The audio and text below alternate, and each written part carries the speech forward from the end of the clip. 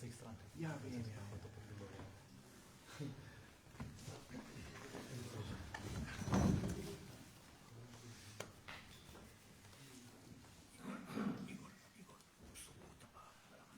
Ja, ja. Jaz sem pa hodil. Slogarja. Ja, Da, v soboto. ja.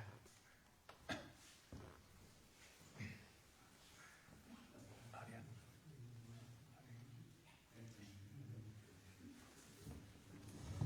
Najprej lep dober večer, dobrodošli vsi, ki ste prišli. Dobrodošli tudi naše gledalke in gledalce, ki nas spremljajo v neposrednem prenosu. Danes je že 41. etapa vse slovenske turneje revije Demokracija, prva sezona. Nadaljevali bomo tudi prihodno sezono od jeseni do spomladi.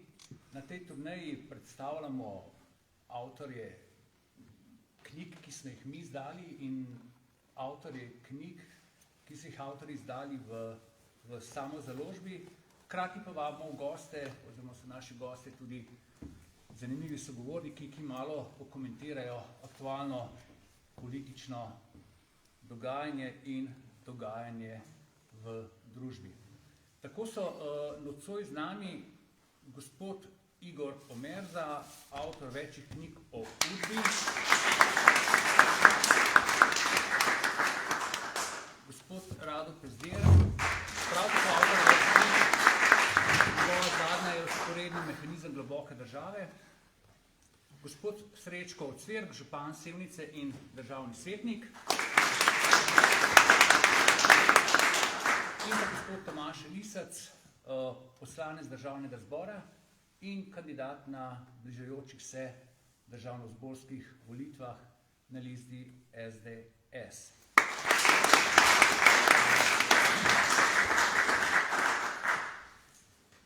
Pa bomo začeli takole, kar vprašanje takoj za gospoda Ocvirka in gospoda Lisca. Namreč, ko sem se jaz vozil sem, jaz običajno grem prej in sem tudi kakšno uro prej ali pa pol ure, ampak danes, ko sem šel iz Gorenjske, sem padel na obvoznico v Ljubljani in se ni premaknila. Tam sem se vozil res, unih 8 kilometrov sem se vozil, 1 uro pa še to. Če ne bi šel na en po bližnjici, mogoče mi zdaj še tukaj ne bi bilo. Zdaj bi vprašanje za vaju. Kako je pa z cestno infrastrukturo v tem vašem okolju? In tretja razvojna os. Slovenske ceste so ob izgradnji avtocestnega križa se zanemaril državni cestni program. To je bilo dejstvo in državne ceste, kvalitetne državne ceste so bistvene za razvoj krajev, ki smo od avtoceste nekoliko odmaknjene, ta se je zanemaril. V zadnjem letu, v zadnjih 2 letih se je zadeva bistveno pospešila proti normalnemu. Avtocesta žal ne more doseči vsakega kraja. Zdaj srednji del 3. razvojne osi je za nas zelo pomemben in je cesta prihodnosti. Vendar realizacija takoj mora biti državna cestna mreža. In to posodobljena državna cestna mreža, kjer se normalno voziš z neko primerno hitrostjo, nič ne rab avtocesta, če stojiš 1 uro v koloni, boljša je kvalitetna državna cesta, po kateri voziš normalno 90 km na uro in predvidljivo prideš v svoj kraj. Bi pa izpostavil vzrok, zakaj ste vi stali v Ljubljani. To me zanima, z Ljubljani, če se mi mora znati. Ja, veste, zakaj stojite v Ljubljani? Zato, ker 1000 Sevničanov dela v Ljubljani.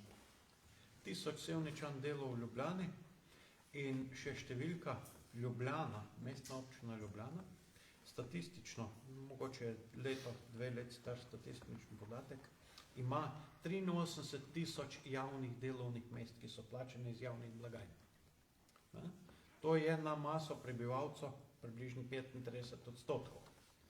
Na maso prebivalstva. Takih delovnih mest, plačanih iz javnih blagajn je pa v Sevnici glih 1100. Je pa to dobrih 5% na maso prebivalstva. To pomeni, da so vsa javna delovna mesta lepo skoncentrirana v Ljubljani, tam gor so locirana, plačana so iz javnih blagajn in kaj to pomeni? Javna delovna mesta so bolje plačana, vsi hitijo tja ta javna delovna mesta, ker so bolj atraktivna in zato se vsi vozimo v Ljubljano. Ampak odločajo pa potem uradniki, ki gre iz Sevnice v službo v Ljubljano na ministrstvo, nazaj v Sevnico o zadevah, ki se v Sevnici zgodijo. Da mogoče so kraji malo drugi, ne? In potem vi stojite na avtocesti, seveda stojite, ne? Ker smo državo centralizirali in potrebujemo ceste, da se vozimo v Ljubljano, namesto da bi decentralizirali in odločali na lokalni ravni, ker znamo to početi, da se ne vozimo. In zdaj vprašanje je koncepta države. Ali moramo imeti cestno mrežo, ki mora spraviti vse ljudi na šihtu v Ljubljano, ali bomo delali malo bolj sorazmerno, pa bomo imeli primerno cestno mrežo in bomo lahko pravili tudi v drugih krajih kakšen posel. No? To je različen pogled. In zdaj v zadnjem obdobju se pojavlja, po moje oceni, ne samo rdeče črno na podlagi zgodovine, ampak tudi v konceptu, da pristop do vodenja države. Ali je centralističen način vodenja države, ali pa je sorazmeren način vodenja države. In eden od teh sorazmernih načinov vodenja države je tudi to, da smo v zadnjih 2 letih občine dobili majčkeno višjo povprečnino, da se lahko malo bolj hitreje razvijamo, ker potem bo kakšno delovno mesto, tudi javno delovno mesto, ne samo v Ljubljani, tudi pri nas. No? Mogoče malo okoli prometa. Ja, ravno to se hoče reči. Ne? Zdaj, pomembna je ta decentralizacija, hkrati pa tudi debirokratizacija. Vi ste govorili, koliko javnih uslužbencev je v Ljubljani, koliko ljudi se tja vozi. Gospod Lisec, gledajte, ta vlada se je vendarle v teh 2 letih nekako trudi, da bi državo nekako decentralizirala. Ja, v bistvu mi smo že leta 2008 poskusili z pokrajinam, rekel, ne samo na zakonski ravni, ampak tudi v praksi. Nažalost je tisti referendum bil neuspešen, ampak ne samo, rekel, decentralizacija, recimo jaz sem član odbora za kmetijstvo in tam je v bistvu zelo pomembno, rekel, da pridejo rešitve v Ljubljano, ne pa da Ljubljančani delajo za nas rešitve. Tako da jaz sem zelo zagovornik tako debirokratizacije, skratka, da ne rabiš iti v Ljubljano po en papir, ampak se to lahko dogodi ali na upravni enoti ali pa na občini Sevnici, ali pa prek elektronskih urejanja zadev. Na drugi strani sem pa zelo podpornik, no, da se stvari dogajajo izven Ljubljane.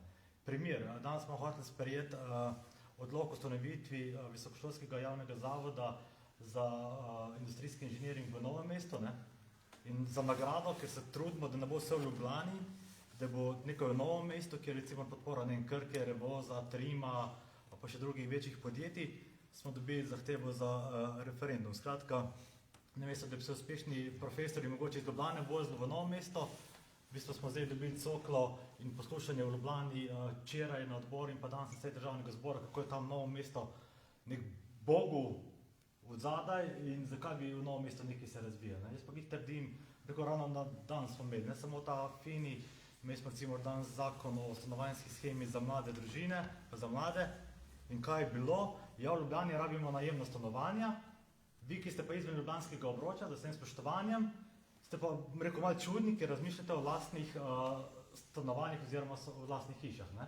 In potem poslušamo, ja, mladi se ne morejo privoščiti stanovanje 400 000 evrov v Ljubljani.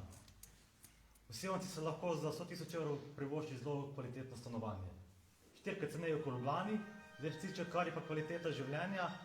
Jaz, moj oče se je vozil prej v Ljubljano službo, se rekel, ja, koliko se ti lahko voziš v Ljubljano službo, ne? Zdaj v bistvu se z lahkoto vozim, ker moj brat živi na Škofljici, pa se včasih iz Škofljice na svojega delovnega mesta del časa vozi, ko pa jaz iz Boštajna, tako ker sem doma, pa do parlamenta. Ne? Tako da ta, rekel, razmik sploh ni tako daleč. No? Je pa res, kar se tiče prej ceste, ja, prej, ko smo govorili o tretji razvojni osi, pa to je bilo, se ne rabijo, ne, rabimo samo še Ljubljančani, ne. Ampak če samo gledamo, recimo, v zadnjih 2 letih pred izvedbo je obvoznica Mirna, ki bi v bistvu mogel biti že razpis, obvoznica Mokrono, ki je sprejet državni prostorski načrt, bo šel izgradnjo. V letošnjem letu smo se skupaj z direkcijo potrudili, da bo 5 km državne ceste Boštanj-Mokrono prenovljene. Tako da jaz trdim, da če bomo rekel iz Boštanja pa do Trebnjega v dobrih 20 minutah na avtocesti, to pa le nekaj tako groznega. Na bistvu včasih, rekel, ne vem, pri Žalah v enem Randoju lahko 20 minut stojiš, pa se noben ne vpraša, koliko je to 20 minut dolg ali pa to kratek čas, ne? Mislim pa 20 minutah lahko na avtocesti. Tako da sram s to debirokratizacijo, z digitalizacijo pa decentralizacijo, jaz mislim, da bo prišla Slovenija tudi izven Ljubljane, no? Ker jaz mislim, da mora ne samo, rekel, priditi na teren, ker se mi zdi, da vsem spoštovanjem, no, sploh pri raznih državnih uradnikih zdrava kmečka pamet odpove in mora časih priti v naše konce, da vidijo, ne vem, da ljubljanski poslanci govorijo o kmetijstvu je nekaj v bistvu nelogičnega, mi pa tukaj živimo, pa se ukvarjamo s tem. No, seveda, ne, saj smo videli v preteklih letih, koliko časa se je gradil avtocestni križ, koliko denarja smo dali in ko smo ravno pri denarju in ravno pri gradbeništvu, nizkih gradnjah, se pravi avtocest, zakaj smo porabili to denarja, eden od vzrokov in zakaj smo recimo porabili to denarja v zdravstvu, da so storitve tako drage, da so zdravila drage, tiči tudi v nekem mehanizmu, ki se je prenesel iz nekdanjega režima v samostojno Slovenijo. Preden bom dal pa besedo gospodu Omerzi in gospodu Pezdirju, pa za uvod samo še nekaj. Namreč nedavno se je Zveza borcev oglasila v zvezi z eno zadevo, se ne vem več natančno, samo med drugim so tudi rekli, da je treba biti ponosen na zgodovino in da je treba gledati v prihodnost. Res je, ampak če ne poznamo svoje zgodovine, ne razumemo dogajanja v sedanjosti. In če sedanjosti ne razumemo, ne moremo razmišljati o prihodnosti. Gospod Omerza je napisal 17 knjig o Udbi. Gospod Pezdir je napisal tudi več knjig, med drugim zadnjo Sporedni mehanizem globoke države. To je tisti del, ko bi rekel, strašljive zgodovine Slovenije, ki ga je pa vendarle treba poznati in raziskati in o tej plati zgodovine tudi poučevati v šolah, kar se nažalost ne dogaja. Dolgo je bil ta del zgodovine skrit, ampak kot pravim, s knjigami gospoda Omerze in gospoda Pezdirja se vendarle postopoma razgalja ta del zgodovine. Zdaj pa vprašanje za vaju, kako ste začela z raziskovanjem oziroma kaj vaju je spodbudili? Recimo, arhivi so bili dolg časa zaprti, ne? Bom jaz, ki sem prej prišel v arhiv. Arhive je odprla Janševa vlada leta 2007, oziroma dala parlament predlog in parlament je to izglasoval. Se pravi, ti arhivi udbovski, partijski in tako naprej so bili odprti in takrat se je šele lahko začelo pravo raziskovanje. Če ne bi bilo tega predloga in potem rekel sprejema v državnem zboru, potem bilo to še danes zaprto in vseh teh knjig, pa še nekaj dodatnih, pa tudi Radotove, verjetno moje sploh ne bi bilo, ne. Radotove pa tudi ne.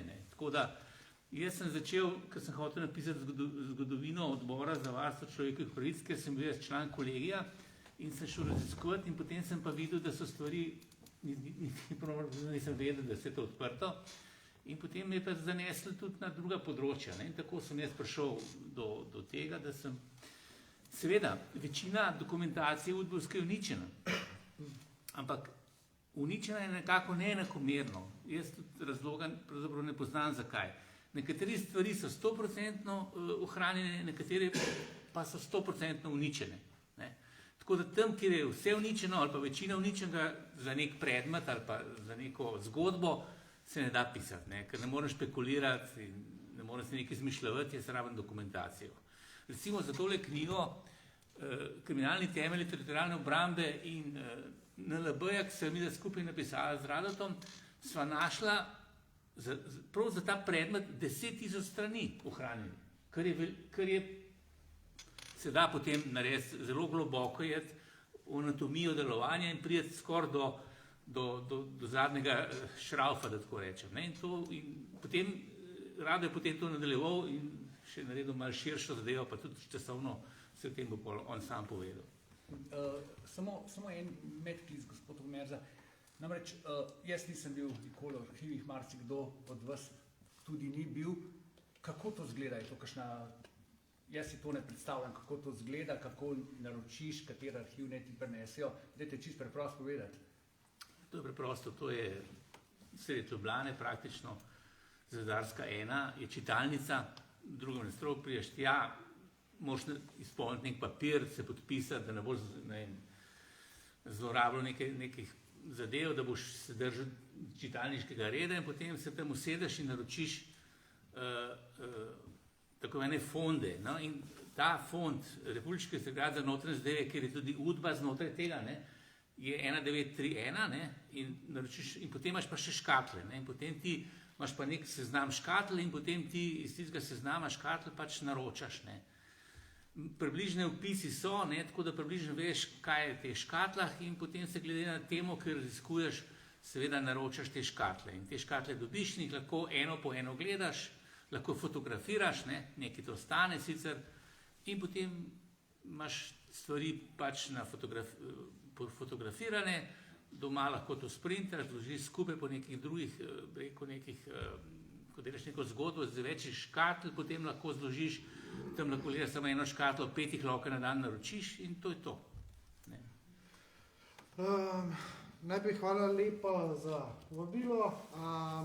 Z velikim veseljem sem danes tukaj. Moje korenine so iz okolice, ne? In sem povezan z okolico, moj starata iz Gund, tam se je še vedno domačija. Moj tast je rojen v Jablanci. Imamo 2-3 iz Jablance, tako da... Če vam ne zdaj, vi imate posod korenine. Pizgir ima posod lomke, tako kot UDBA, se pravi, Levija tam, ne. Zdaj, da začnem naslavljati ta vprašanja, ne. Ta zadnji mi je bil dosti interesanten, ne, ker Igor je zelo tehnično povedal, ne, v resnici je pa tako, ne, mislim v resnici se je Igor prav povedal, ne, ampak ni povedal tiste ekspresije, kakje prideš, pa vidiš, da je kolosalna količina enih dokumentov tam, ne, da se dejansko ustrašaš, a bom jaz zdaj to 3-4 leta bral, in nič imel razen enih finih zgodbic za po bifejih, ne, ali bom jaz to lahko zvezal v eno zvezno zgodbo. Ne. In jaz sem se odločil na tisti točki, da koliko let bo šlo, toliko let bom kaj noter hodil. In pa bom videl, če lahko naredim eno zgodbo iz tega.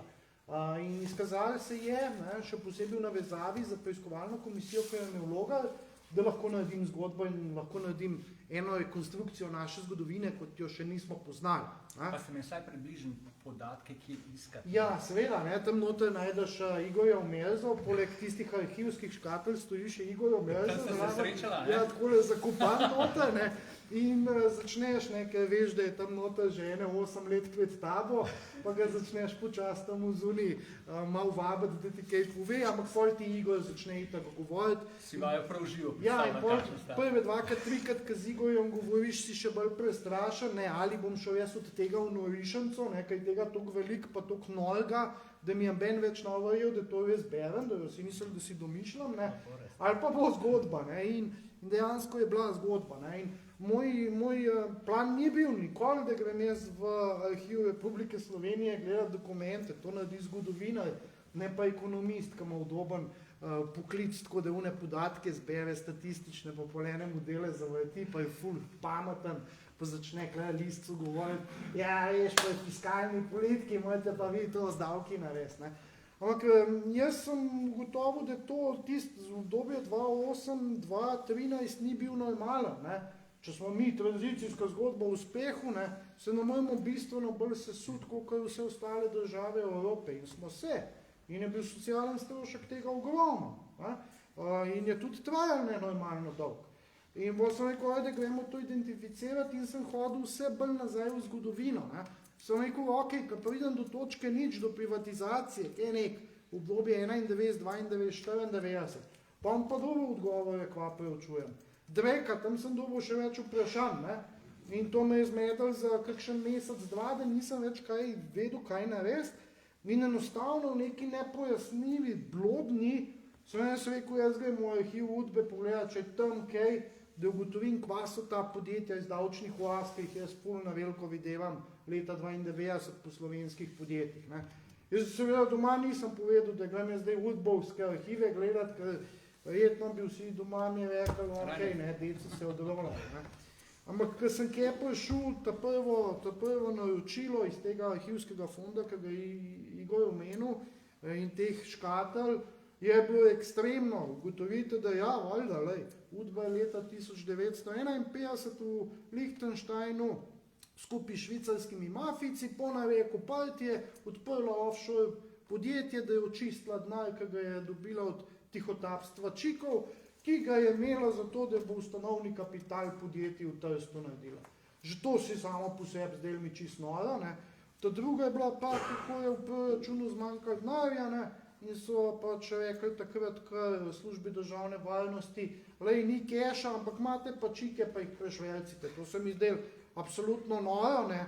Jaz zdaj ne vem, a veš, kako bi to izgledalo, če bi dušilcla prišel, pa je rekel, ne, dej, a imaš kakšne čike, ker rabimo kle nekaj v državnem zboru, pa nimamo denarja, pa mu čike švercati. To je bila taka zgodba in pol me je to enostavno zagrabil po 3 letih tega arhiva, ne. In tudi z Igorjem sva imela malo sreče, da sva dobila še druge kakšno dokumentacijo, kriminalistično pa podobno, ne. Sem prišel do Anžeta Logarja, ne, ker sem imel tam neko arhivsko dokumentacijo v enih offshore podjetjih od Ljubljanske banke, ki so se ustanavljali v Lichtensteinu, v navezavi z Adrio Airways, tik pred zlomom sistema, in sem mu tisto pokazal in ga je zaintrigirali in sem prišel na komisijo. Ne.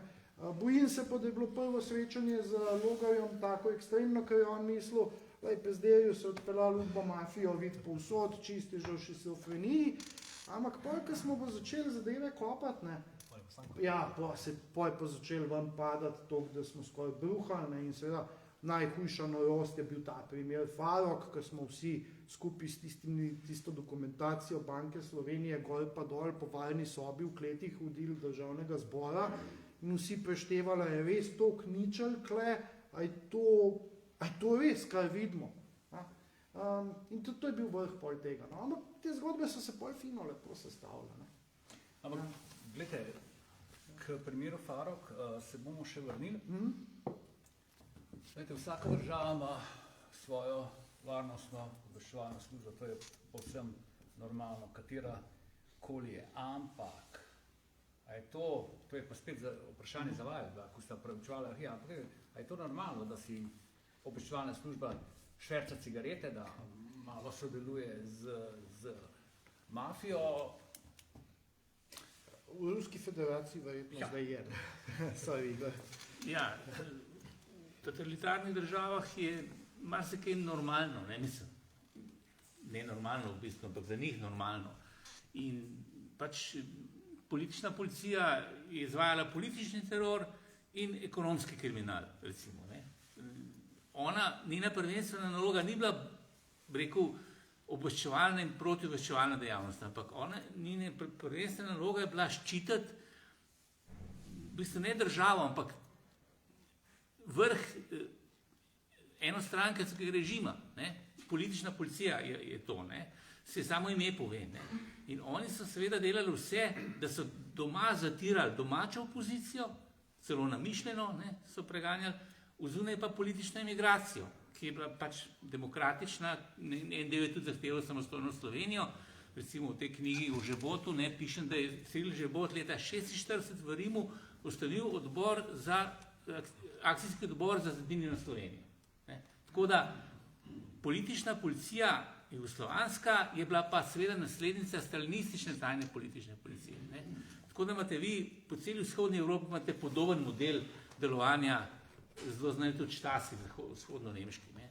Ampak jugoslovanski je bil pa predvsem, rekel danes, predvsem po teh knjigah, ki jih je, oziroma po teh ugotovitvah Radota, je pa zanimiv še bolj zato, ker se je ta vzporedni sistem, rekel ta ekonomski del, ne, kriminala, ne, in vzporednega bančništva, ki je tudi nastal iz tega kriminala plačanih fondov, se je prenesel še preko tranzicije praktično do današnjih dni. To je neka zanimivost naše politične policije in njenega, recimo, predvsem tega ekonomskega kriminala.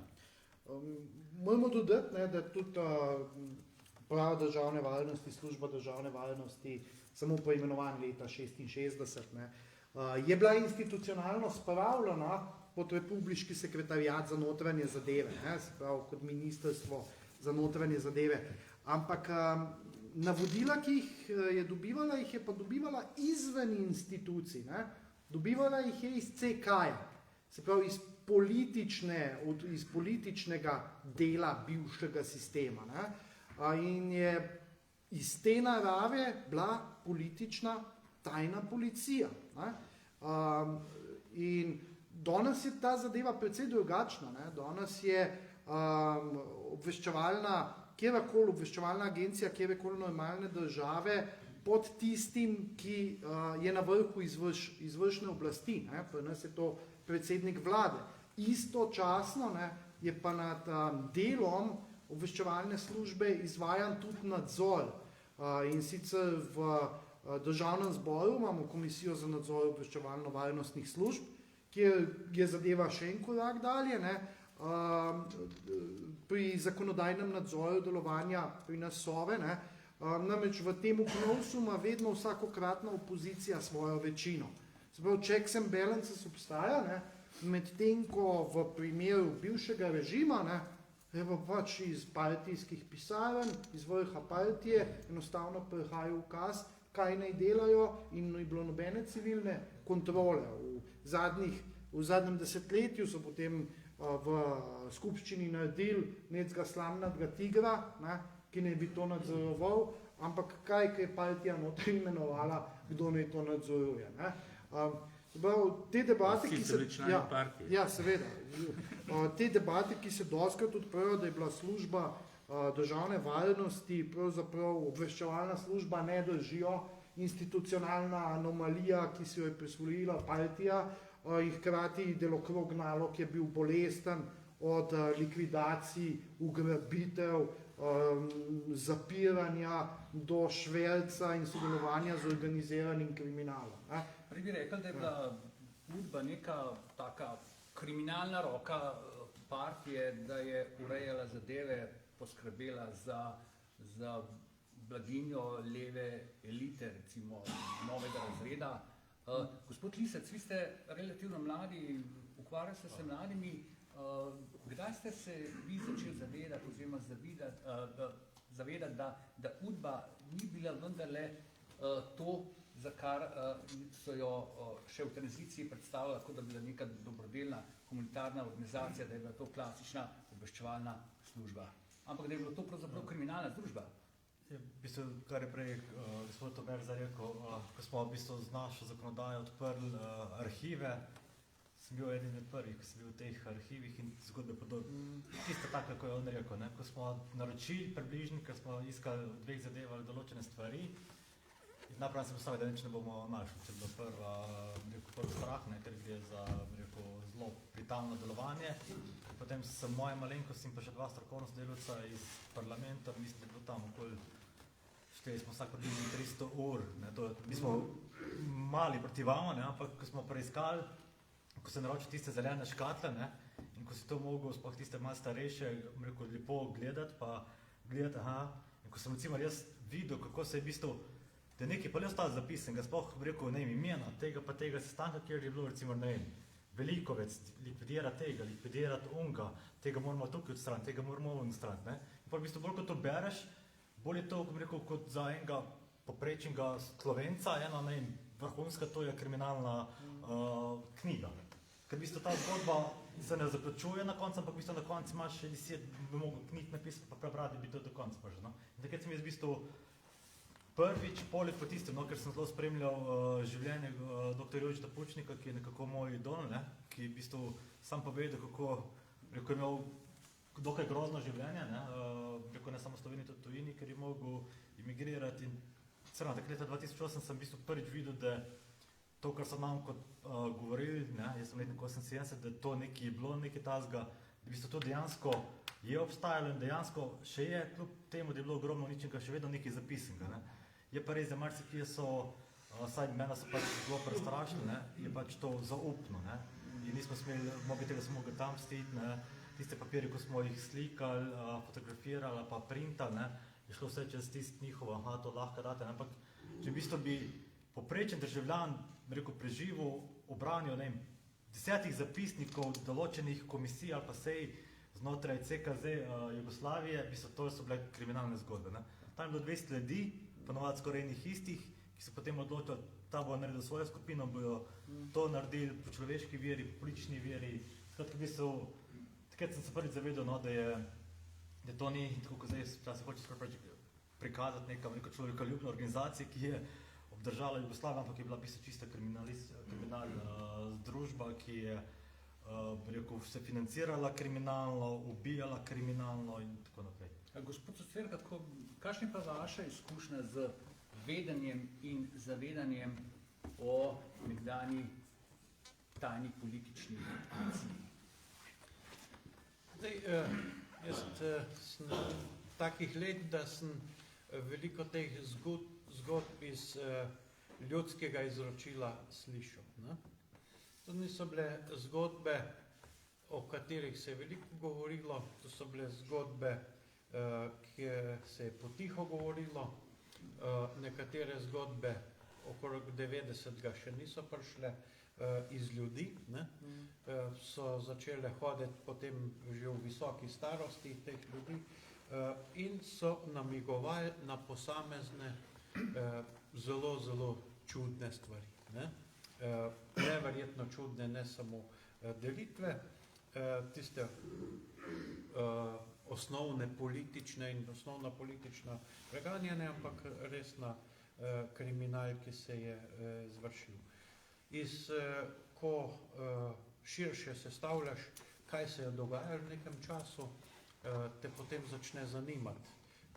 Tako kot pravijo, ja, zgodovino je potrebno biti ponosen na njo, ampak najprej je potrebno poznati to zgodovino. Ne? Poznati zgodovino in evo, eden, ki je tukaj enkrat rekel, veste, cel svet ali pa celo Evropo govori o Napoleonu kot osvajalcu in okupatorju. Ne? Mi smo edini postavili spomenik, ne? In potem sem malo bral o Napoleonu, ja, bil je okupator, mogoče je imel pa en delček tiste pozitivnega, kar je prinesel k nam. Zdaj, verjetno je s vsakim delom zgodovine tako in to me je res zanimalo iz informacij, ki sem jih prejemal. Zdaj pa vidim, da je ta mikroravn na makroravni, ne, na državni ravni še toliko bolj huda. Ne. In potem tudi mogoče malo zanima za ta stara podjetja, kaj se je dogajalo v tudi našem okolju, zakaj so se tako hitro nekatera podjetja umaknila, nova prihajala in lahko povem, da zgodovina sevniških županov ni tako nekako stalna, ne? Da je kar rad bil kdo drug od drugot župan, ne? V preteklem obdobju, pa me je to zanimalo, zakaj so drugi ljudje tako prosperirali. Načeloma je, da si domač človek, da je župan. Ne? Tudi to sem razmišljal, pa kakšen podatek poiskal, ki je, tako da je res iz te mikroravni občinske, pa teh ljudskih informacij me te stvari zelo zanimajo. Sem pa uspel enkrat v enem pogovoru presekati eno zadevo, ko ste prej se o zgodovini govorili, ko sem zatrdil, da kot župan bom zagovarjal, da se vsi pomniki zgodovine ohranjajo. Ne? In kar nekaj ljudi je razumeli sporočilo, ne? Kaj so vsi pomniki zgodovine. Ne? To niso tisti pomniki, ki so bili v nekem posvečenem času postavljeni ali pa napisani, ampak so to vsi pomniki. Ne? In sreča, da ti pomniki zgodovine v tem arhivu niso bili uničeni. Ne? Tako da to je pa sreča, da jih lahko zdaj beležimo. A veste, prej ste govoril o tem, da se je po osamosvojitvi to govorilo. Namreč moja izkušnja, jaz sem takrat mlad novinar, takrat smo tudi na delu pisali o tem, ampak smo samo na podlagi ustnih pričevanj morali meniti 30 let, malo manj kot 30 let, da pride gospod Pezder in objav tole knjigo Vzporedni mehanizem globoke države, težka knjiga tole. To je zelo obsežno delo, sploh ne vem, kako bi ga opisal. Glejte, v Sloveniji ni veliko ljudi, ki bi se preiskovalo in raziskovalo. Mogoče, zdaj le imam v glavi 4. Prvi je Dežman, ki odkriva pač povojna morišča, potem je Jože Možina, ki je imel v nedeljo intervju z gospodom Pezderjem, ki piše o povojnih pobojih, o razkolu med partizani in domobranci, do česar bi šlo in tako naprej. Potem je gospod Omerza, ki se predvsem ukvarja, kako bi jaz rekel, s tem, z političnim partijskim kriminalom in opisuje pač posamezni primere, ki so naravnost grozljivi, in še gospod Rado Pezder, ki pa vse nekako, ker je ekonomist, iz ekonomskega vidika, ki piše o tem mehanizmu, kako se je Udba ukvarjala s financami, kako se je ukvarjala z gospodarstvom. Gospod Pezder, nekaj na kratko, mogoče kakšen konkreten primer, kako je deloval ta mehanizem. Ja, zdaj, mehanizem se je vzpostavil takoj po vojni v Trstu in Gorici iz čiste nuje. Ne? Baltija se je mogla umakniti iz tega dela, ker je postalo jasno, da bo šlo to Italiji, ampak je še vedno hotela imeti roko tam in državo v državi. Da pa imaš državo v državi, pa rabiš finance. Imeli so tam neka podjetja, kjer pa so poslovali tako, kot so, ne, za svojo zelotsko komunistično ideologijo so praktično uničili celotno podjetništvo in ves kapital. In jim ni preostalo drugega, kot da začnejo začetni kapital pridobivati tako, da švercajo cigarete, alkohol pa narkotike. Ampak, ko enkrat to švercate, ne, potem delujete na črnem tržišču in imate seveda črn denar. Pa ga morate v legalno ekonomijo priklopiti. Nekako ga morate iz tistega kupa dati in narediti legalnega. In zato so šli v Liechtenstein in tam ustanovili podjetje. Potem je to se naprej razvijalo. Ne. Leta 1968 nastane Ljubljanska banka in iz te Ljubljanske banke nastane vzporeden sistem še v bančnem sistemu. In vedno je dobro imeti banko. Ne. Banka ti da dodatno likvidnost, dodati kredite, lahko posluješ na višji nogi, kot če imaš samo par podjetij, neko podjetniško mrežo. In ta sistem se je nadgrajeval do leta 1989. Ne. V letu 1989 se zgodi to, da po nareku partije se izvoz denar iz Slovenije v obliki čudnih kreditov Ljubljanske banke, sredstev Gospodarske zbornice Slovenije in Banke Slovenije, se enostavno izvozi najprej v milje podjetij, ki so bila združena pod holdingom Safti v Trstu, od tam v Luksemburg, iz Luksemburga pa v Švico, kjer se ustanovi banka. Potem pride padec Berlinskega zidu in zamenjava sistema. In družbeni kapital, ki je bil izvožen, se potem začne kar naenkrat kot privatni kapital vračati v privatizacijo in kupovati slovensko ekonomijo, seveda ob asistenci slovenskega bančnega sistema, ki še dodatno financira celotno zgodbo. V tem umestnem času se pa zakrivajo sledi. Safti se navidezno likvidira, prenese se premoženje na nek umestni holding Medias in na koncu na KB 19.9. In potem začnemo hoditi v slovensko ekonomijo. In s tem denarjem se začnejo kupovati zadeve.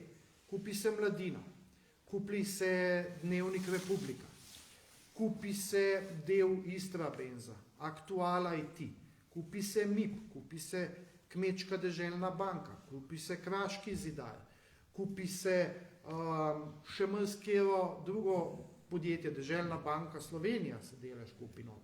Istočasno pa nastanejo omrežja. Nekdanji visoko rangirani uslužbenci UDBE, ki so v 80-ih preganjali karkoli dišali po kapitalizmu, naenkrat polni denarja začnejo ustanavljati podjetja v Sloveniji in postajajo vse močnejši in močnejši. Recimo, za primer Ivan Pušnik, nekdanji visoko rangiran uslužben službe državne varnosti v 80-ih letih, zadolžen za nemško govorečo področje. Na začetku 90-ih za svojim ciprskim podjetjem postane soustanovitelj Faktor banke. In tako naprej in tako naprej. In ta njihova zgodba postaja vse močnejša tudi v bančnem sistemu. V bančnem sistemu se začnejo podeljevati krediti, ne da bi za to obstajala kakršnakoli osnova za njih. Ne v okviru bančne regulative, ne v okviru bančne zakonodaje, ne v okviru internih bančnih predpisov. Povem nam bolj enostavno, fantje si talajo denar. In si talajo denar desetletje, dokler ne nastane tam finančna piramida, ki eksplodira celi državi v obraz leta 2009 do 2013 in nastane ta ekspedicija usporednega mehanizma na koncu dneva skoraj 5 milijard evrov, kar je jebeno veliko cest, vrtcev, zdravstvenih domov, šol in odprave revščine.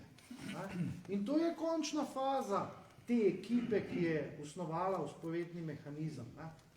Glejte, najbrž je v vseh nekdanjih komunističnih, socialističnih, totalitarnih državah, kakorkoli pač rečemo, obstaja nek sporedni mehanizem. Gospod Omerza je prej omenil Stasija. V Nemčiji so gospod Omerza presekali to zelo na hitro. Ampak to pa zdaj vprašanje pa za komentar za vaju, gospod Omerza in gospod Pezdirk, a ni srhljivo, kako z lahkoto se je ta mehanizem prenesel v Slovenijo kot demokratično in samostojno državo. Gospod Omerza, vi ste bili takrat politik, vi ste predtem disident, borec za človekove pravice. Najbrž takrat smo se osamosvajali, to je povsem normalno, mogoče se s tem niti ni bilo časa ukvarjati. Ja, tako je, SDK je bila pač vodila notranji plačilni promet. Ni pa vedela, kaj se dogaja v tujini. Tujino so postavljale banke, oziroma pri udbovskem denarju sploh ni šlo za neko regularno pot. Recimo, če pogledamo denar iz posilnih služb v kazinoju, recimo Gorica in Portorož, to je vodila mafija. In potem je mafija posojala denar igralcem in potem zaračunala bajne obresti, večinoma so bili to Italijančki in ti Italijani so te mafiji vračali to v Italiji preko neke panamske firme in tako naprej, da ne razlagam, vse to ve Rado zelo podrobno. In potem se je odigravalo izven Slovenije praktično. In se je naložilo tam v Švici okoli par 100 milijonov evrov, če danes skušamo to vrednotiti. Glede na takratne razmere, danes je to nekaj 100 milijonov evrov. In mi da se še leta 2015 mogoče, 2016 dobila te podatke, se pravi leta 2016, ko je umrl kriminalist Počivalšek in njegova soproga, ta njegov dokumentacijo predala nam. Smo jo dobili in iz tega smo šele videli to zunanje delovanje, recimo UDBE prav pri igralniškem oziroma posojilnem denarju, kako je sodelovala z mafijo. Sploh je problem značilno, da je UDBA delovala z mafijo na igralniškem denarju, pri pranju denarja v New Yorku, ne, in pri cigaretah. Pa še verjetno mamili. Tako da skozi ta navezava in tle inštitucije tudi, rekel, niti v socializmu, tudi, in niti potem v tranziciji, niti pozneje, niso do teh podatkov prišle, tako rečem. Ne. Tako da to je problem, ker se je to odigralo v bistvu med kriminalnimi združbami, se pravi politično, kriminalno, gospodarsko združbo UDBO in ekonomsko kriminalno združbo mafijo. Ne. In potem ti enostavno nimaš, razen z neko policijsko preiskavo, ne, z nekimi notranjimi informacijami, bi lahko recimo to prišli do teh podatkov. Ne. Jaz sem rekel, da smo mi do teh podatkov prišli leta 2016. Sam da potrdim tole, naprimer, pa da prikažem, o čemu Igor govori na konkretnem primeru. Iz te države se je v vednosti Baltije in tedanje vlade izvršnega sveta denar izvažal iz tistih virov, ki sem jih prej omenil, Gospodarska zbornica, Banka Slovenije in Ljubljanska banka, preko podjetja Adit, ki pa ni obstajal. Enostavno ni obstajal, ker nikoli ni bil ustanovljen v bivši Jugoslaviji, nikoli ni bil inkorporiran. Je obstajal zato, da se je transakcija lahko izvedla pod narekom izvršne oblasti te države in politične, ampak samo podjetje v realnosti ni vzpostavljalo. In nihče ni mogel pravzaprav ugotoviti, da teče denar preko podjetja, ki ne obstaja. In še to, še minuto ti bom vzel. Dejansko se je ista zgodba zgodila v vzhodni Nemčiji in Staziju. Nemški Bundestag je naredil 2 preiskovalni komisiji, kjer je ugotovil, kako je Stasi tik pred padcem Berlinskega zidu izvozila denar v Liechtenstein, Švico in Avstrijo. In so celo uspeli dobiti ta denar nazaj v nekem dobrem delu. Ampak kaže, naš sistem ni bil posebnost in tisto, kar ste vi v 90-ih Slivnikova četica delali, ni bila šizofrenija, pa norost, ampak je bilo samo pomanjkanje dokumentov. Danes lahko rečemo, hvala Bogu, ker če bi vi v začetku privatizacije privlekli te dokumente ven, podkrepili zgodbo, potem pač ti ne bi danes kle sedel. Tukaj moram povedati, da ko je ta knjiga išla, to bo gospod Zver potrdil, sem ga jaz poklical in ta prva beseda je bila, ko sem mu rekel, hvala. Hvala, da je potrdil z dokumenti tisto, kar smo mi pisali, kar so nas obtoževali, da gre za teorijo zarote, pač da partija že ni bila taka. Ampak zanimivo, kar se vidi zdaj omenjala, da je zadeva tekla v usporednem mehanizmu mimo vseh regulativ, mimo vse zakonodaje. Gospod Bester, vi boste tukaj zdaj povedal, kakšen je zaključek zgodbe Adita, potem pa še gospod Omerda, da se je to, da deluje mimo vseh regulativ, preneslo tudi v samostojno Slovenijo. Nekateri ljudje so bili očitno navajeni tako delati. Drži, jaz v knjigi z dokumenti rekonstruiram par zgodb, iz katerih je popolnoma jasno, da je prihajalo do odločitev, ki so bile onkraj zakonodaje, ampak so zelo močno vplivale na tranzicijsko igro in nadaljnji razvoj te države. Pa ne, da bi mi sploh vedeli, da se dogaja.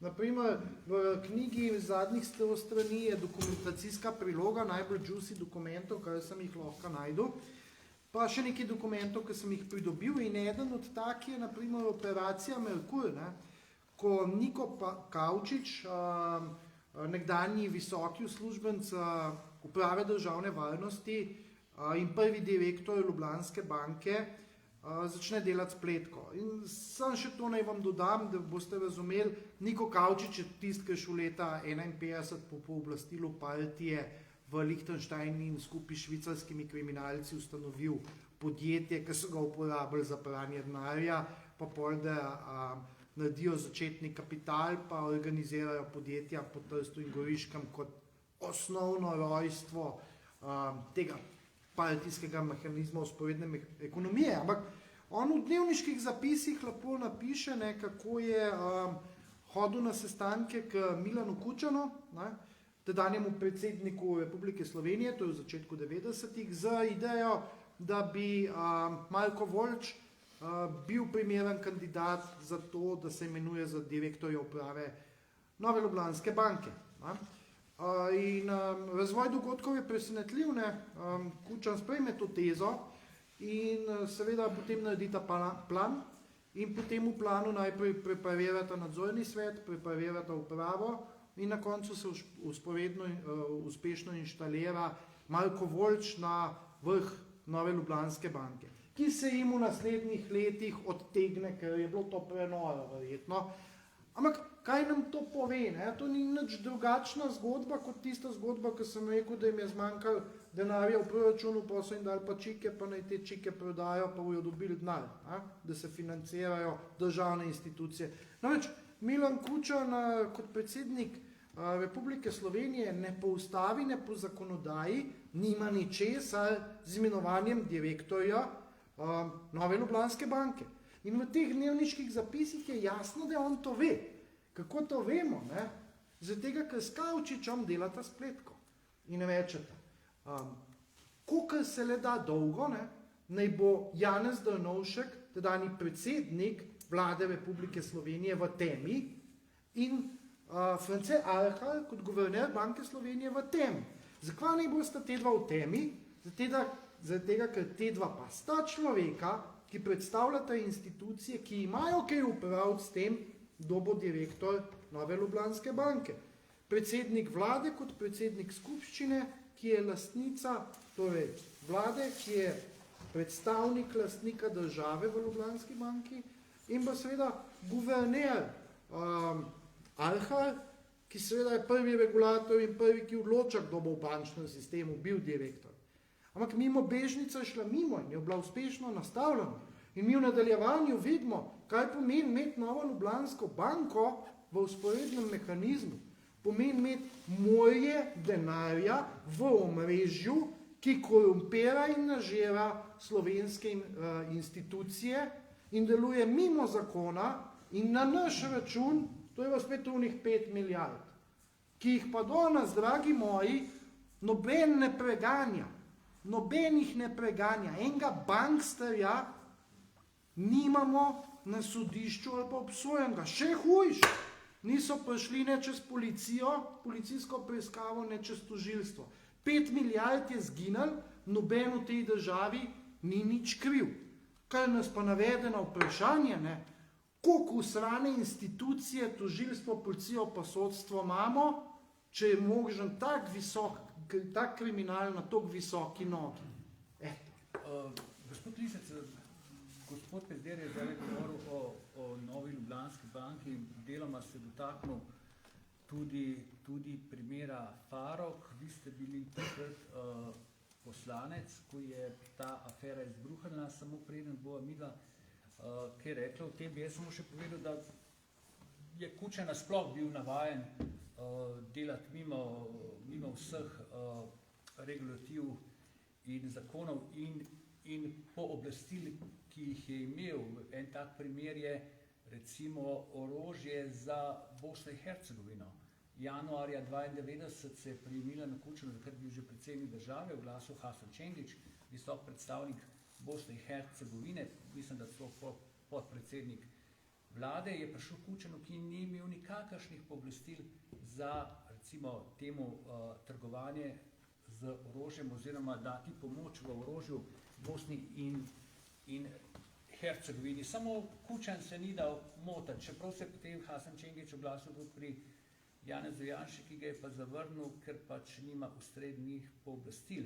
Kar je pri tem zanimivo, ne, samo še to, potem je prišlo do tistega odkritja orožja na mariborskem letališču, kar pomeni, da je ta vzporedni mehanizem kljub vsemu trgoval z orožjem. Kar je zanimivo pri temu Hasanu Čengiću je, da je imel dobre povezave z Iranom. In tukaj pridemo tudi do primera Farok, ni sicer konkretno primera, povezan, ampak zanimivo je, da če se je prej sporedni mehanizem ukvarjal s klasičnim kriminalom, s švercem cigaret in vsem v temu, je zdaj začel kar naenkrat podpirati terorizem.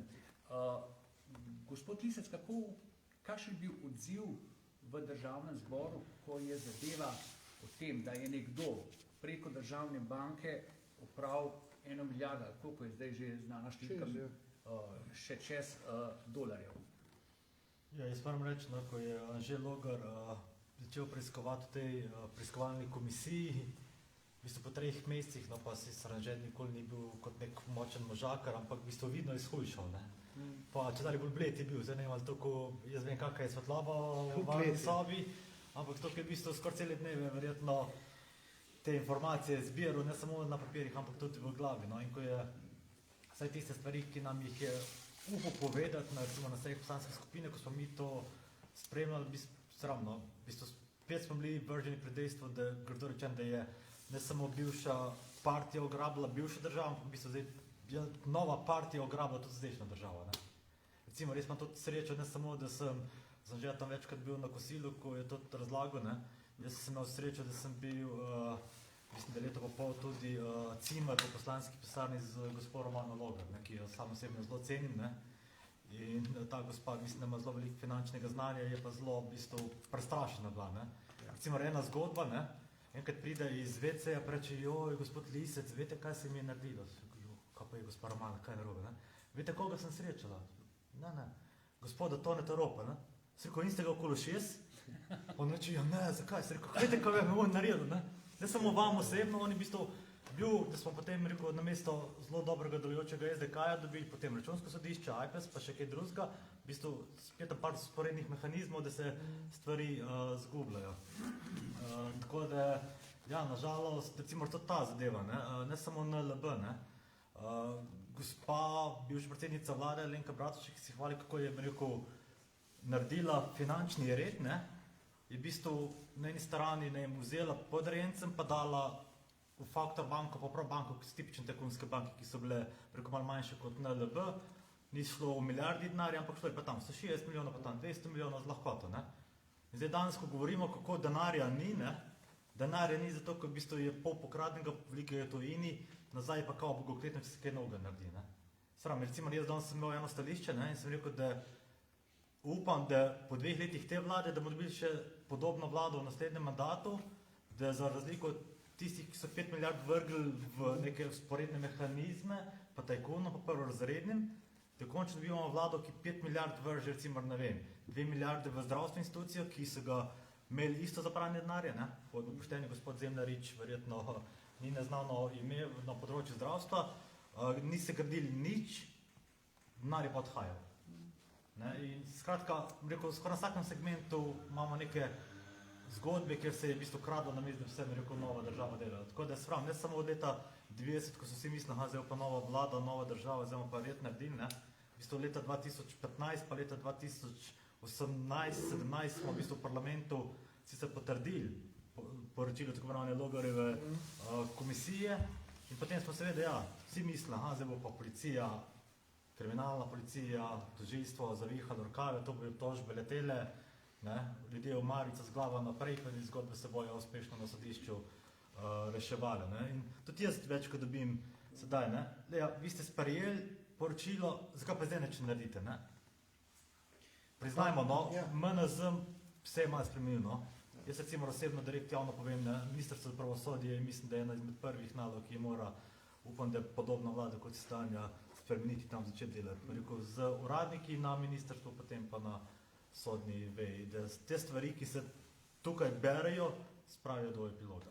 Poglejte, tukaj govorimo, da se, in vi ste rekli, gospod Pester je rekel in gospod Omerz je rekel, da se pač nič ni zgodilo. Ne? Jaz pravim takole, vseh 17 knjig Igorja Omerza in ta knjiga se bere kot ena sama velika obtožnica zoper določno konkretni ljudi, kajti vse temelji na dokumentih. Ampak zgodi se prav ničesar. Tudi teh knjig, jaz zdaj ne vem, gospod Omerza, koliko knjig ste vi recimo dali v knjižence ali pa kakšni javni inštituciji, če vemo, da je recimo knjiga od Gorana Vorjeviča, Čefuri Ravse, jih je država kupila 20 000. Koliko ste vi teh knjig lahko dal, da bi nekdo prebral, ker to je vendarle del zgodovine, o kateri moramo vedeti. Zdaj, jaz lahko samo to rečem, da se je Mohorjeva založba, se pravi zamejska založba, enkrat prijavila za eno mojo knjigo na razpis javne agencije za knjigo, takrat je vodil. Skratka, no, in jaz sem pozabil zdaj priimek Pregl, Slavko Pregl. To je stara struktura, ne? Kučanov simpatizer, velik, ki mi grede v knjigi bom pokazal naslednje v Žebotu, se pravi, ta velikani slovenske osamosvojitve in Udba, prvi del Žebot, po še 2 dela prej, da bom pokazal Slavko Pregl, poročal Udbi in partiji, ko je Žebot hotel tiskati knjigo Nemirna Slovenija v Sloveniji. Ne. Kogarkoli. Zaprosili so za, mislim, da okoli 1000 evrov, ne. In odgovor je bil, da moje knjige niso aktualne. Ne. Podprli so pa eno knjigo, recimo iz srednjega veka, kar je v redu, ampak ne morejo pa reči, da moje knjige niso aktualne. Ker ne da samo, seveda, govori o obdobju 30, 40, 50 let, ampak to obdobje govorijo, zato so pomembne, jaz ne bom govoril o kvaliteti, ampak pomembno je, da se teh stvari ne bi ponavljale. To je pomembno. Radvedova knjiga je pa pomembna zato, da razkrije, kako se je to vleklo še preko tranzicije in v demokratično Slovenijo. Ampak prej sem hotel še nekaj povedati. V čem je bil problem, velik problem Slovenije? Mi se nismo samo demokratizirali. Mi nismo imeli prej države, recimo kot Bolgarija, Romunija in še marsikdo drug. Oni so samo imeli sistem demokratičnega in so imeli državo. Že od prej. Mi smo mogli pa državo še narediti, oziroma mi smo mogli iziti iz Jugoslavije, ker ni bilo več možno notri živeti. Ne? In zdaj, če vi greste v nek spopad s prejšnjo strukturo, vi ne boste dobili enotnosti pri tem. Vidite, plebiscit je bila ena fantastična enotnost slovenskega naroda.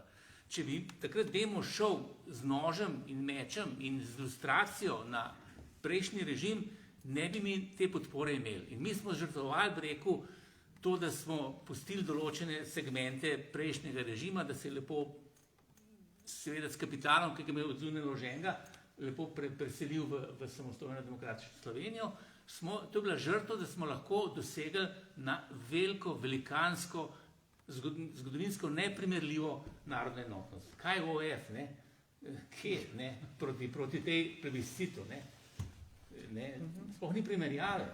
To je bil samo en segment slovenskega naroda. Pa še tega je komunistična partija zlorabila. Še tisti del, ki je bil pošteno šel v OF, se boriti proti okupatorju, bil zlorabljen s strani komunistov za prevzem in vzpostavil stalinistične diktature. Njihov namen je bil vzpostaviti Sovjetske republike Slovenije. Kogarkoli. In pogledajte, zdaj, kar je pa še vedno zelo grdo, mi ne vemo točno, koliko kapitala šlo ven. Teh podatkov točnih ne bomo nikoli. So razne špekulacije. Pri tem igralniškem denarju smo prišli do neko ekstrapolacijo, je rado prišel do neke številke. Ampak niti 1 cent tega denarja.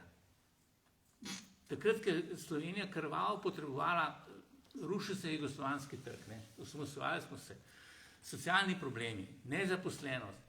Takrat, da bi te ljudje, ki so ta denar kontrolirali, zdaj gremo pa mi s tem denarjem v slovenski proračun, pa bomo pomagali vzpostaviti to novo državo, niti 1 cent tega denarja, dolar, marka, lira, ne vem karkoli, ni prišel v slovenski proračun. Ampak vse se je to sprivatiziralo in potem rado pa razlaga, približno koliko tega se je potem vračalo in tako naprej.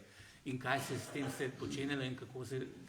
In še dodatno se Slovenija izčrpavala preko tega vzporednega mehanizma, da smo prišli do 5 milijardne luknje in da je država proračun in vsi mi, da kot plačevalci naši potomci bojo še vse to plačevali. Mislim pa, da je sramotno za našo državo, posebej za najstarejšo in največjo univerzo, da nihče ne dela na temu.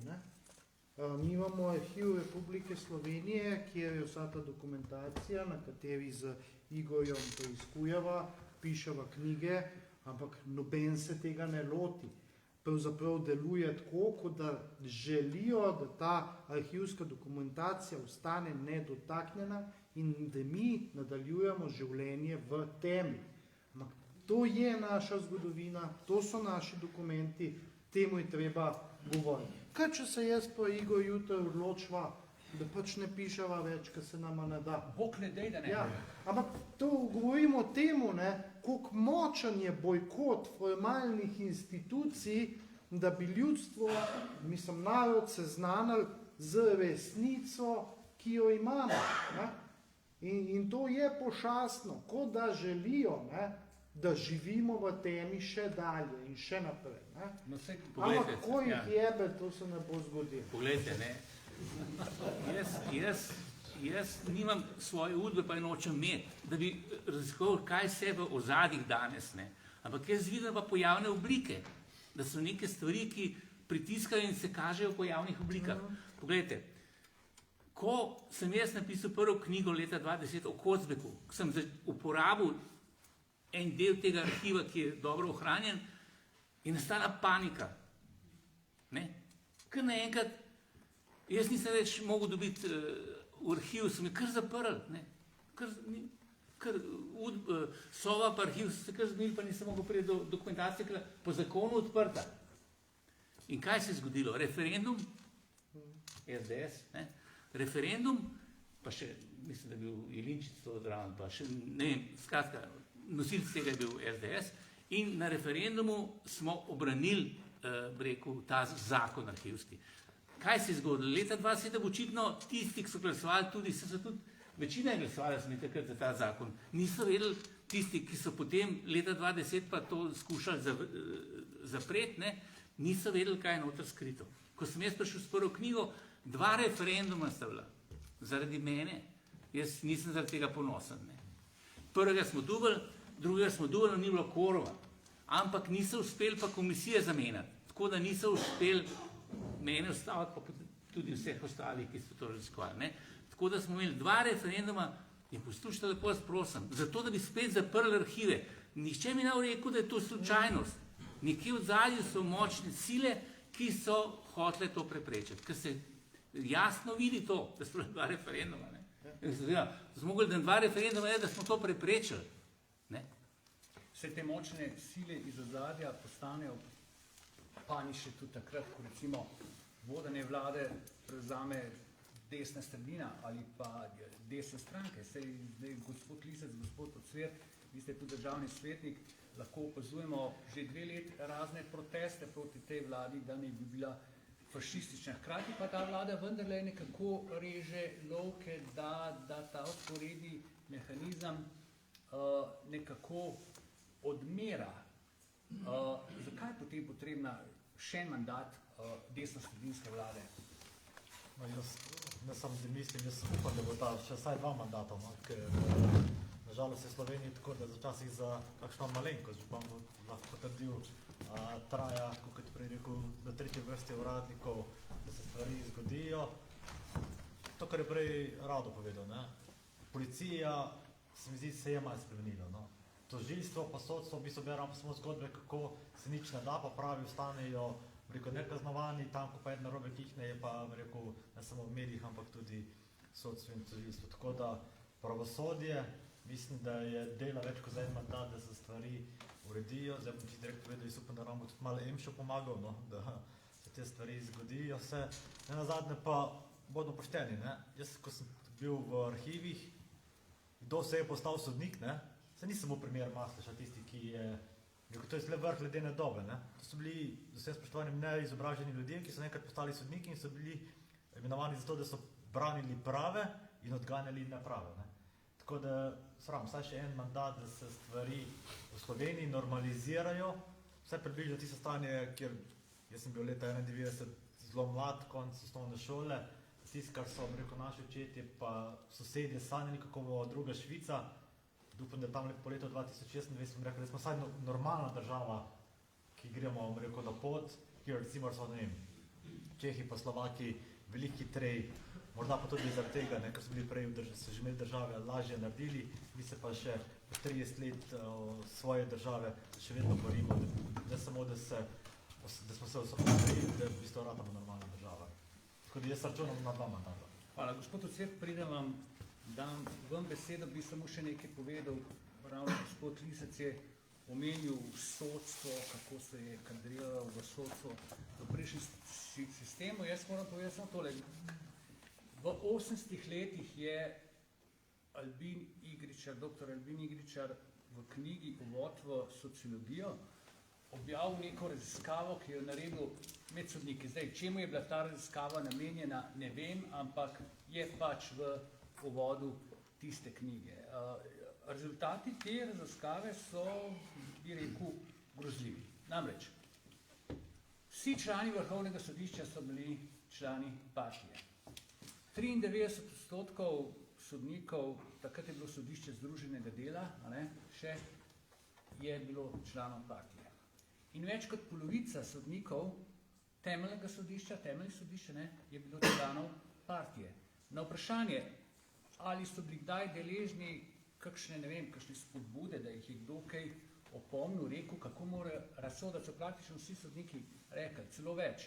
Nekateri so povedali, da so mogli jeti na centralni komitej Zveze komunistov, kjer so jim povedali, kakšna mora biti razsodba. In ta tretja zadeva se mi zdi pa najbolj grozljiva, glede na to, da je sodstvo kot samostojna veja oblasti ne bi bilo neodvisno, so na vprašanje, kaj prevladuje pri njihovih sodbah. Odgovorili so socialistična morala. Toliko o tem. Gospod Ocet, prejem bo dala besedo našim obiskovalcem in gledalcem, bi še vas vprašal, zdaj, kakšni so, pa bomo šli malo na lokalno okolje, kakšni so načrti vas kot župana do konca mandata, zdaj, ali tudi vi pričakujete nadaljevanje dela tega vlade, ki je vendarle nekoliko prej ste menili, povečala povprečnino in vendarle nekako si trudi decentralizirati Slovenijo in vrniti glas, bi rekel temu glas v lokalno in regionalno okolje in občinam, kjer so ljudje. Župani ne samo glede na politično provenienco, ampak mislim, da večina županov jasno prizna tudi leve provenience, da je s to vlado drugače delati. Da je zdaj možno delati, da si slišan, da si razumljen, in to je edini način, da se Slovenija hitreje razvija. Ko se primerjamo s tujino, tiste države, ki večji delež resursov denarja, davčnega denarja na nižjih ravneh porabljajo, so bolj razvite. Slovenija se pri tem deležu uvršča bolj med vzhod in tisti slabši del in to je edina pot, ki jo vidimo ne glede na res izhodišče župana, iz katerega dela. To je nujno. To je nujno, bi se pa navezal naprej, kako nekateri sistemi delujejo. Jaz sem se v državnem svetu zelo angažiral, da ni bil z vetom zavrnjen zakon o vodah,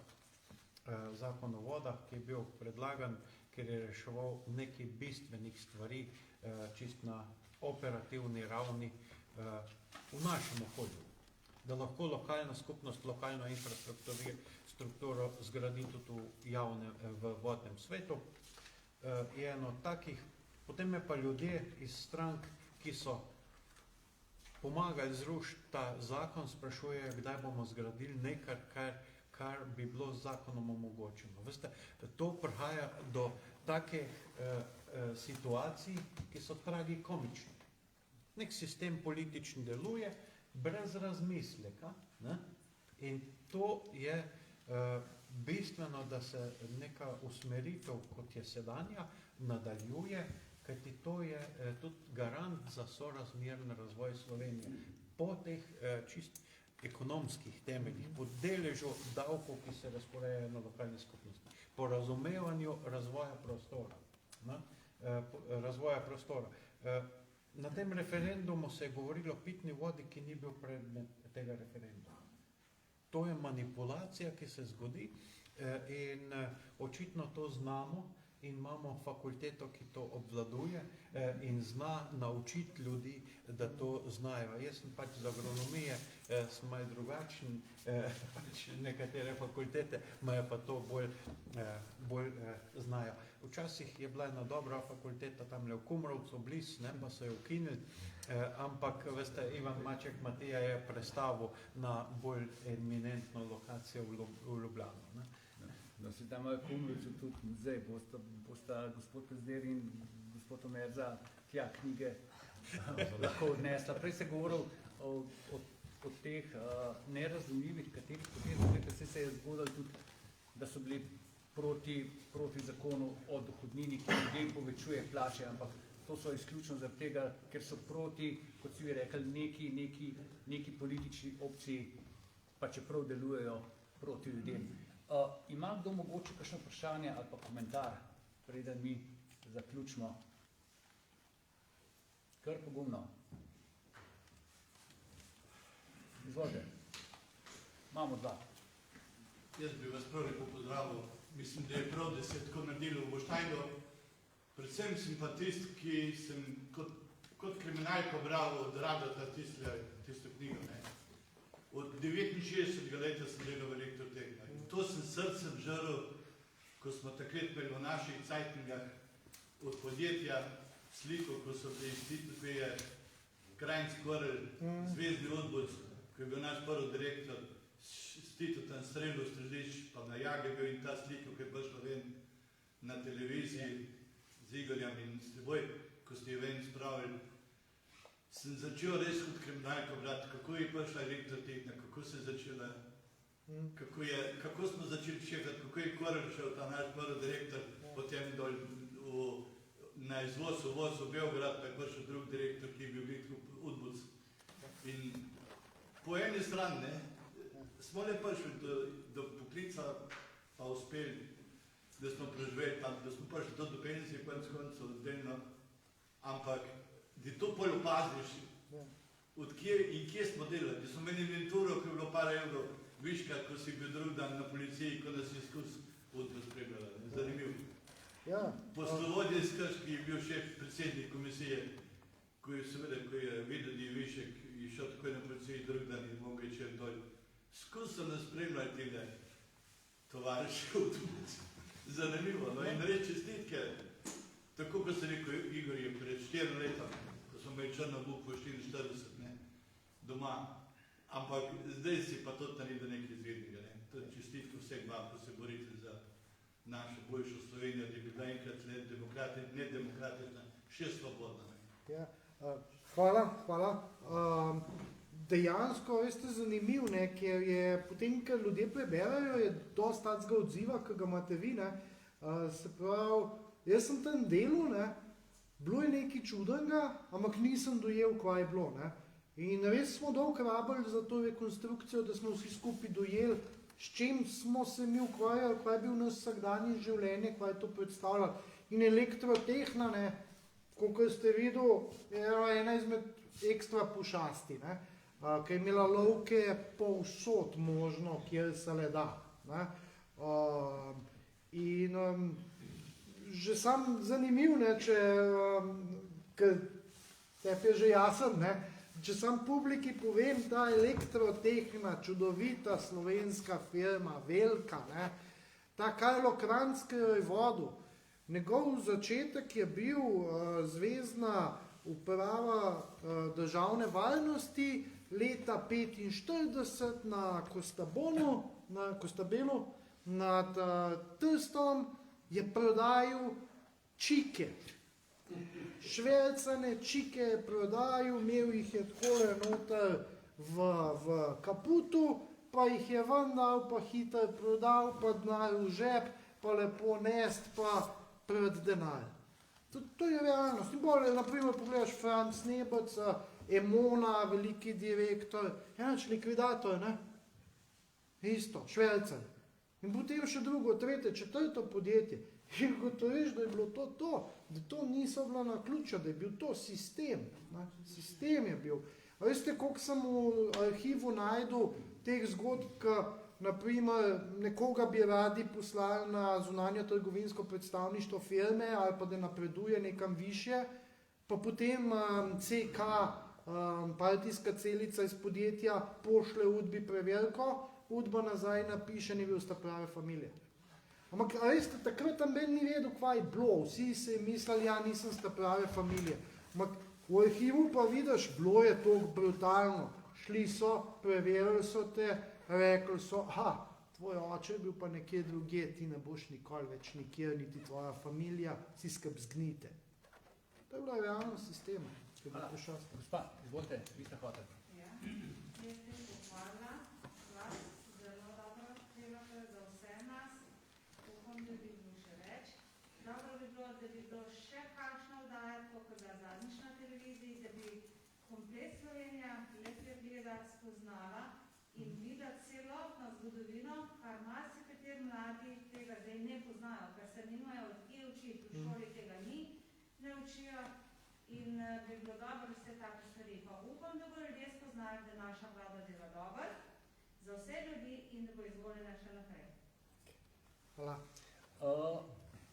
Samo še jaz bi za konec nekaj povedal, gospe bi povedal, da se ravno ta trenutek, ko mi tukaj sedimo, končuje oziroma finalizira Pegla, dokumentarni film, ki je posnet po tej knjigi. In boste izvedeli, kdaj bo na sporedu. Ne bo cela knjiga, ker gospodom Pezderjem so se pač zmenili, da se bo posnel samo en del, da bo nekako opisan ta sistem, potem bodo sledilo še več delov. Z gospodom Omerzom bo potrdil, so se pogovarjali tudi, da bi posnel kakšen dokumentarni film po njegovih knjigah. Gospodu bi pa odgovoril, da bomo definitivno še prišli v Boštanj, hodimo po Sloveniji, tudi predvsem iz tega razloga, da ljudje vidijo, kaj se je v resnici dogajalo, ker celoten medijski mainstream nas povsem ignorira.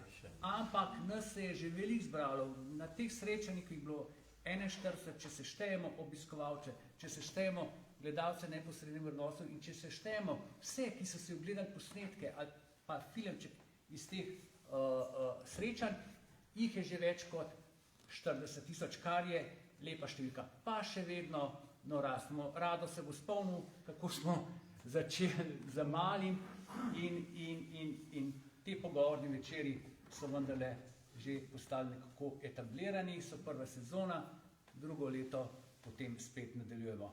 Zahvalil bi se vam, da ste prišli, hvala gledalkam in gledalcem, da ste nas spremljali v neposrednem prenosu. Nocoj so z nami bili gospod Igor Omerza, gospod Rado Pezder, gospod Srečko Obcver, gospod Tomaž Lisec, jaz sem pa Jože Biščak, urednik Demokracije, pa še za mene en aplavz.